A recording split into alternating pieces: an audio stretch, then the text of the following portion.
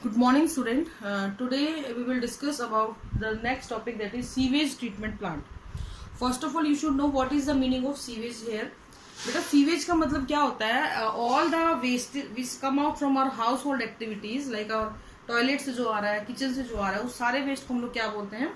Sewage बोलते हैं. यानी कि which have lot of amount of organic waste as well as the domestic waste, dust particle etcetera. कुछ भी हो सकता है, वो कागज का टुकड़ा, कोई पॉलिथीन, कुछ भी हो सकता है उसके अंदर. That is known as sewage. और बहुत सारे अमाउंट में उसमें पैथोजन भी हो सकते हैं. और अगर आप इस सीवेज को डायरेक्टली वाटर बॉडी के अंदर छोड़ देते हैं, it will cause harm to you. तो ये जरूरी होता है कि उसको आप ट्रीटमेंट करवाएं, उसको आप अच्छे से ट्रीट करें, so that it can B usable in many other activity other than drinking. Drinking के अलावा आप और चीजों में उसको यूज कर सकते हो. इस तरीके से उसको ट्रीट करवाएं.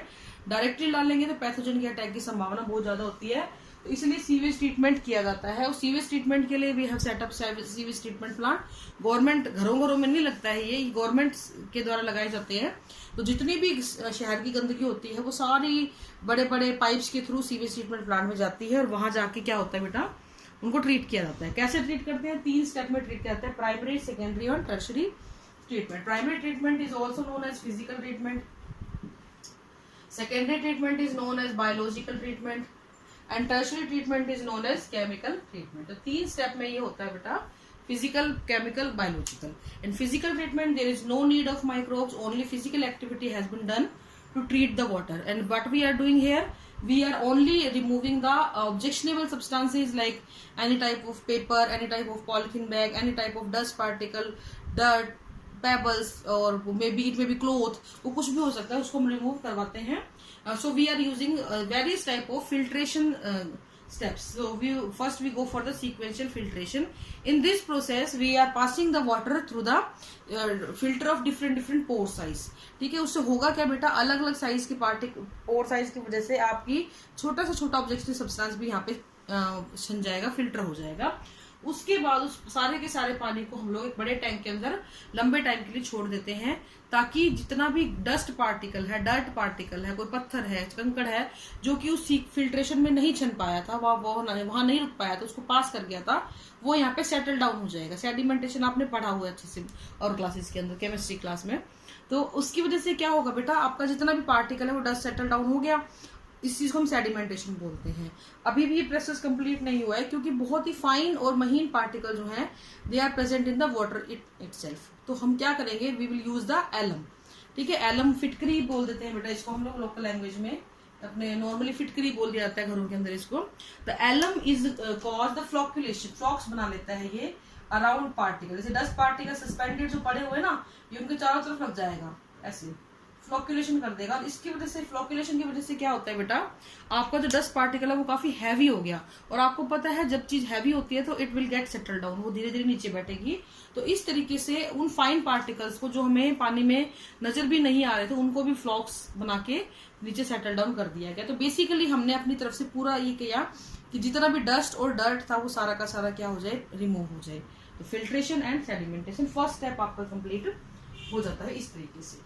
Then there comes the next step, that is secondary treatment. हाँ, one thing more here, जो प्राइमरी ट्रीटमेंट होता है उस टैंक के अंदर जो नीचे बैठ जाती है ना सेडिमेंटेशन, जो हम बार बार बोल रहे हैं, it is known as primary sludge.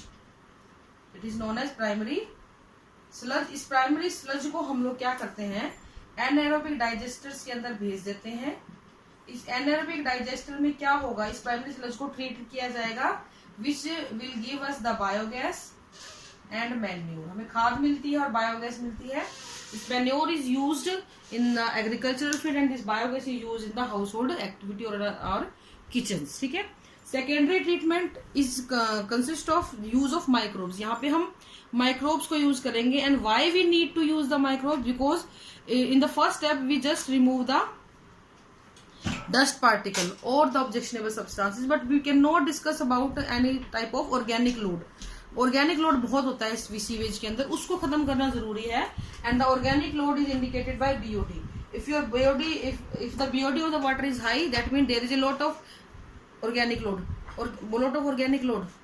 ठीक है, इसलिए जरूरी होता है कि उस ऑर्गेनिक लोड को क्या किया जाए, रिमूव किया जाए. और इसके लिए हम लोग बैक्टीरिया को यूज करते हैं, और या फिलामेंटस एल्गा को यूज करते हैं, so that they can use the organic load अपनी ग्रोथ के लिए वो ऑर्गेनिक लोड को यूज करेंगे, आपका पानी साफ हो जाएगा। तो first of all we will go for the aeration tank. In aeration tank बहुत बड़ी अमाउंट पे पानी को घुमाया जाता है। बड़े बड़े टैंक्स होते हैं जिनके अंदर बड़े बड़े एजिटेटर लगे होते हैं, so that anaerobic condition can not be prevail. अगर एनारोबिक कंडीशन बनी ना तो आपका वाटर बॉडी का पानी स्मेल करने लग जाएगा एंड इट विल स्टिंक, और ये गंदा हो जाएगा। इसको हमने ऐसे नहीं होने देना है। सो कॉन्टिन्यूसली इनको एजिटेट करते हैं ताकि माइक्रोबियल एक्टिविटी भी सस्टेन रहे, CO2 बने, ना कि कोई और चीज बने। तो उसके लिए एरोबिक कंडीशन प्रिवेल होना जरूरी है, जिसको हम प्रिवेल करवाते हैं ऑक्सीडेशन टैंक के अंदर। फिर हम क्या करते हैं बेटा, एक्टिवेटेड स्लज करते हैं। उस पानी के अंदर हम एक्टिवेटेड प्रीवियस सेकेंडरी ट्रीटमेंट जो हमने किया है, इससे पहले जो सेकेंडरी ट्रीटमेंट हमने किया है, उस सेकेंडरी ट्रीटमेंट की क्या करते हैं, नीचे वाली स्लज को यूज करते हैं। और उस स्लज को हम एक्टिवेटेड स्लज इसलिए बोलते हैं because it contain lots of microbe. जैसे दूध को जमाने के लिए पहले दिन की दही यूज करते हैं ना, ऐसे ही यहाँ पे हम पहले ट्रीटमेंट का, प्राइमरी ट्रीटमेंट का नहीं, पहले किया हुआ, ऑलरेडी किया हुआ सेकेंडरी ट्रीटमेंट के बाद जो सेकेंड स्लज बचती है उसी को यूज करते हैं, सो दैट और वाटर बैक्टीरिया आ सके। एक्टिवेटेड क्यों बोला, क्योंकि एक्टिव अमाउंट ऑफ माइक्रोब इसमें होते हैं। ये माइक्रोब जैसे ही आप पानी में डालते हो, ये उस पानी में मिलने वाले ऑर्गेनिक लोड को खाना शुरू करते हैं और अपने नंबर को इंक्रीज करना शुरू कर देते हैं। धीरे धीरे पानी की जो BOD होती है वो क्या कर जाएगी, डिक्रीज कर जाएगी। And as the BOD decrease your DO will increase. तो BOD is inversely proportional to the DO। DO stand for dissolved oxygen. तो जितनी ज्यादा BOD होगी किसी वाटर बॉडी की, उतनी ही ज्यादा वो पोल्यूटेड है। जितनी कम BOD होगी किसी भी वाटर बॉडी की, उतनी ही लेस पोल्यूटेड वो वाटर बॉडी होती है। तो आपके लिए जरूरी होता है कि BOD डाउन जाए। और BOD डाउन कैसे जाएगी, वो ऐसे ही जाएगी बेटा कि आप अपने पानी के अंदर बैक्टीरिया की अमाउंट को बढ़ा दें। They are beneficial bacteria, they are decomposing the organic waste. Organic waste खत्म होता चला जाएगा, BOD घटती चली जाएगी, और BOD घटती चली जाएगी तो DO बढ़ती चली जाएगी। अब हम क्या करते हैं, इन ब्लैक बैक्टीरियल जो फ्लॉक्स बनते हैं, बैक्टीरिया क्योंकि ग्रोथ करेगा, अब उसका भी हम फ्लॉकुलेशन करवा देते हैं। फ्लॉकुलेशन करवाने से होगा क्या, it will get settle down. तो उस सेटलिंग की वजह से जो स्लज बनेगी उसको हम क्या बोलते हैं, एक्टिवेटेड स्लज बोलते हैं। अब जो ऊपर का जो पानी आपका साफ हुआ है, उसके अंदर से हमने डस्ट भी निकाल दी, डर्ट भी निकाल दी, और हमने ऑर्गेनिक वेस्ट भी निकाल दिया। Now it can be thrown into the water bodies. ठीक है, आप इसको फेंक सकते हो। But if you want to use it in the daily purpose, इस हाउस होल्ड एक्टिविटी में यूज करना चाहते हो, देन यू कैन गो